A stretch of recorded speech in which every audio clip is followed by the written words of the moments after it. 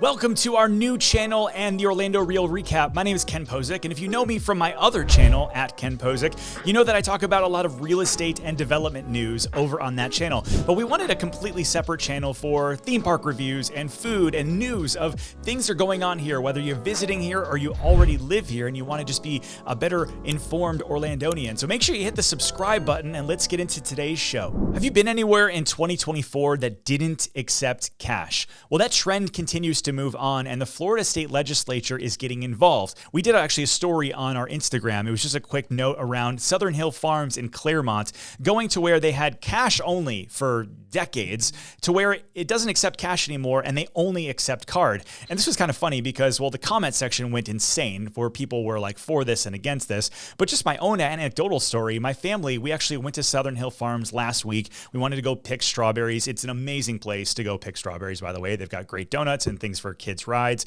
Really cool place. But we automatically veered off and went to the ATM like we always do before we head to Southern Hill. Then we show up and it says credit card only up top, which I just thought was kind of funny. So you start looking at SeaWorld and Aquatica. They both went cashless last year. And so this bill comes out because there's people that they're saying are socioeconomically impacted by not being able to use cash. People that might be unhoused, people that might be elderly, that if they don't have an app that pays for something or a debit card, credit card that they carry around, that this would prevent them from creating commerce. And so the bill is going back and forth between both sides of the aisle. You've got State Rep Anna Escamani, who mentioned when she was interviewed that she looks at it, we shouldn't be forcing businesses one way or the other. If they want to offer out cash, they can, or credit card only, they can. And if they lose business because of this, then they lose business and it's up to them to make an adjustment. And you've got people from the other side of the aisle as well. Apparently there's an ATM lobby that's actually pushing for the whole regarding cash and making people have options for cash. And so it's really an interesting back and forth. Me personally, I don't mind having to pay with an app or a card, but I so rarely have cash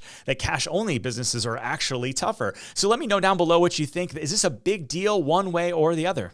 The Orlando Science Center is undergoing a $23.5 million expansion in downtown Orlando. I usually think about the Orlando Science Center and I think about planetarium and space, but they're actually going to be taking 300 new species and adding it to the area. And they're dividing it up into 3 different sections. You're going to have the ocean and the undersea life. You're going to have the swamp area, which is very apt because of Florida and Orlando. They're going to have alligators and turtles and all that kind of stuff. And lastly, the tropical rainforest. And so I think this is a really cool addition to the downtown area. If you want to get outside of the theme parks on a rainy day and you actually want to enjoy some different things with your kids, I think this is going to be a fantastic option. When you break down the $23.5 million that was invested in the Orlando Science Center, you had $13.5 million actually coming from a private donor, as well as $10 million coming from the tax dollars from the tourist district, which I think is huge because we have this huge coffers from the tourist district investing right back into local, not just expanding the theme parks, but bettering our downtown area and amenities for those of us that live there.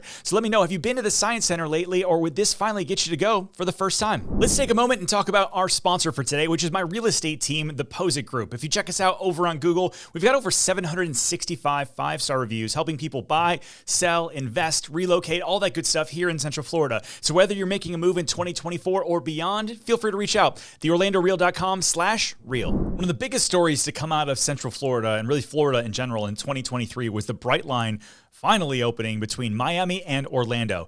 Now, before it opened, there were lots of people that said, I'm going to use this all the time. And then they found out how much it was going to cost, and they said, well, maybe not. But the results are in, and over the first 70 days of the Brightline being open, they had 190,000 plus fares.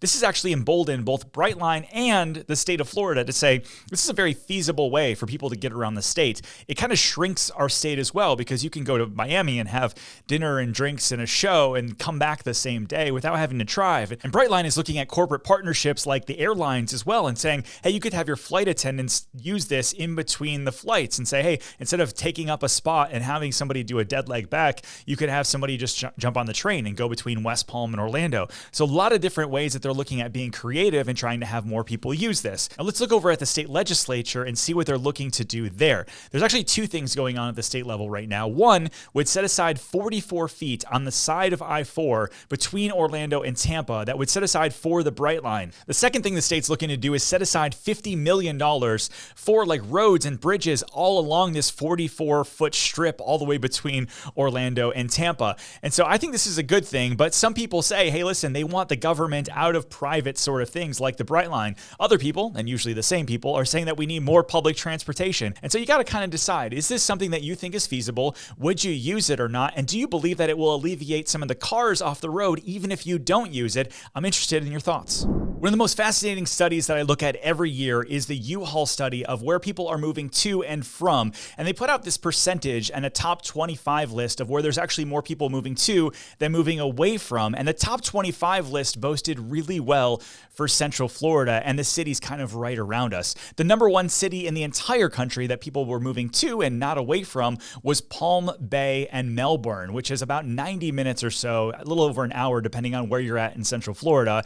And you look at the companies and jobs that were hiring there, it was SpaceX, it was Lockheed Martin, it was Embraer, it was L3 Harris Technologies, and really high-paying jobs. And so very interesting to me to see that that was number one. Number two was Ocala, and so that's about 90 minutes, about depending on where you're at, 2 hours it could be, and that's horse country. Ocala is blowing up. There are so many people that are relocating, both from Ocala to Orlando and Orlando to Ocala, so that's not surprising at all. Number 11 was Kissimmee St. Cloud, which was actually the number one spot in the entire country in 2022. So to see this kind of in the top 25 still makes a lot of sense. Obviously, that's Central Florida. And then number 20 on the list was Lakeland, which is 45 minutes from Orlando. So it's amazing to see how much Central Florida really is getting impacted still by people moving here. You probably knew that already if you're already living here or you're thinking about it. But let me know, which of these cities, if you didn't live right in Orlando, would you think about moving to? That's this week's video. Thanks so much for watching, and thank you to our sponsors, the Posit Group. Hey,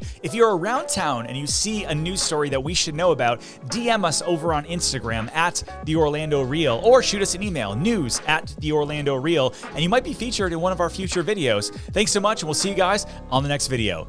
Shoo.